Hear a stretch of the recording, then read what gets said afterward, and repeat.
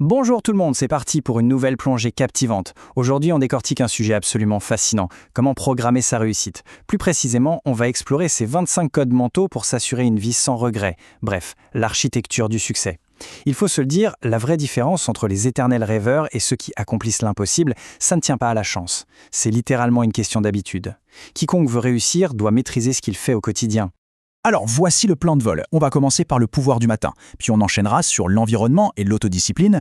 Ensuite, place à l'action et l'apprentissage continu, avant de décrypter les fameux principes d'Elon Musk pour terminer en beauté sur la résilience face à l'incertitude. C'est un voyage qui part du plus petit détail de notre réveil pour aller jusqu'à l'état d'esprit d'un milliardaire. Première étape, le pouvoir du matin. C'est simple, gagner sa matinée, c'est la fondation absolue pour gagner sa journée tout entière. Tout se joue dès la première seconde d'éveil. Et voici comment ça se concrétise, avec une routine en 5 étapes super efficace.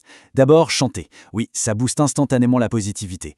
Ensuite, chercher le soleil, pour cette fameuse lumière naturelle indispensable. Troisièmement, s'envoler, c'est-à-dire plonger dans un travail qui inspire vraiment.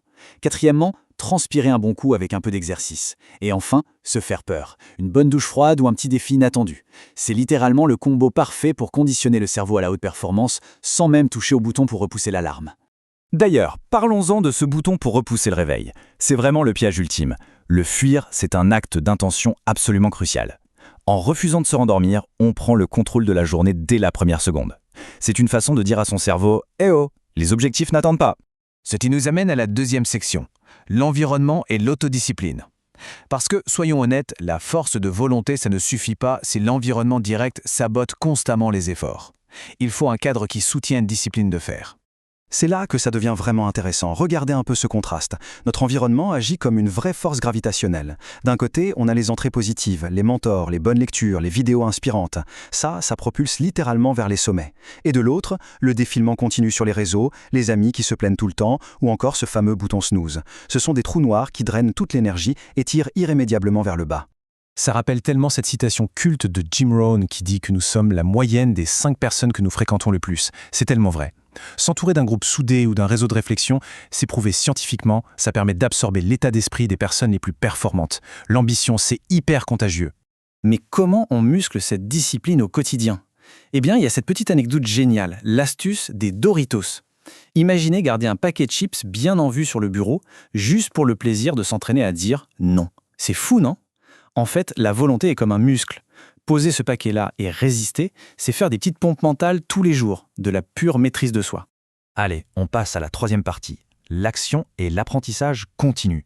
Ici, le mot d'ordre, c'est de chercher des conseils et de toujours garder le mouvement.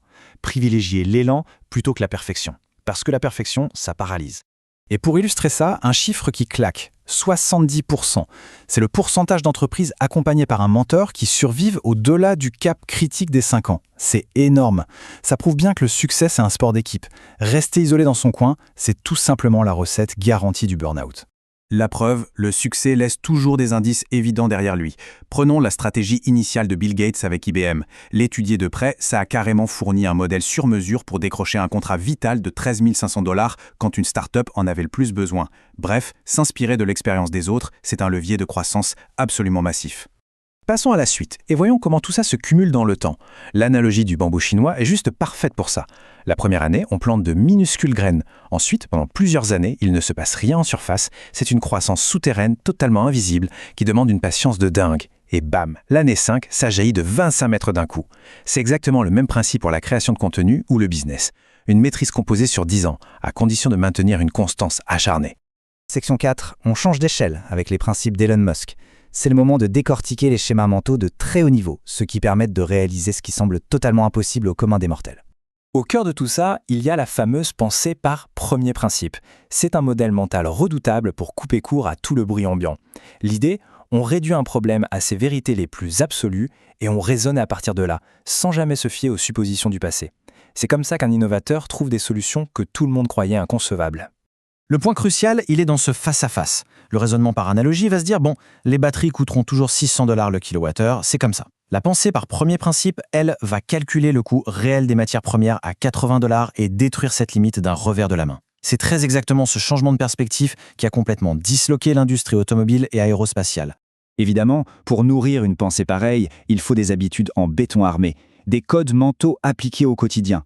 On parle de bloquer son temps par tranche de 5 minutes, de prioriser de façon presque brutale, d'aller activement chercher les critiques négatives et de lire en permanence. Ce sont ces routines extrêmes qui permettent de condenser des décennies d'expertise en quelques jours seulement. Et nous voilà déjà à la dernière étape, la section 5, la résilience face à l'incertitude. Quand on innove, l'endurance mentale est le seul véritable bouclier contre les échecs, qui, soyons francs, sont inévitables. Retour en 2008, une année de crise absolue. Regardez un peu cette chronologie. SpaceX enchaîne 3 lancements ratés au début de l'année. Au milieu de l'année, Tesla est au bord du gouffre financier. Il faut un sang-froid phénoménal pour tenir bon jusqu'au 4e lancement de SpaceX à la fin de l'année, celui qui va tout sauver in extremis. Continuer d'avancer quand la terreur est totale, c'est vraiment la définition même du leadership visionnaire. Cette citation résume tout et elle fait un peu froid dans le dos. Être entrepreneur, c'est comme manger du verre en fixant l'abîme de la mort. Waouh, c'est cru, mais c'est la réalité du terrain. Accepter consciemment un niveau d'inconfort aussi extrême, c'est tout simplement le prix d'entrée non négociable pour accomplir des choses historiques. Alors, comment on survit à ça? La clé, c'est le recadrage mental. Il faut anticiper l'échec, tuer la peur dans l'œuf en acceptant tout de suite le pire scénario possible, pour ensuite se concentrer à 100% sur l'exécution. Quand on fait ça, la peur s'évapore instantanément. Et le moindre revers n'est plus un drame, ça devient juste un point de données précieux pour améliorer la prochaine tentative. Une vraie boucle d'amélioration continue. Ce qui nous pousse à une dernière réflexion, très profonde. Le succès n'est pas tombé du ciel, c'est le résultat direct de toutes ces routines qu'on vient d'explorer. Si chaque petite action quotidienne est un vote pour notre propre avenir, il faut se poser la vraie question. Quelle est l'identité qu'on est en train d'élire en ce moment même avec nos habitudes d'aujourd'hui? On a toutes les cartes en main pour programmer notre réussite. Reste à savoir qui osera vraiment s'en emparer demain.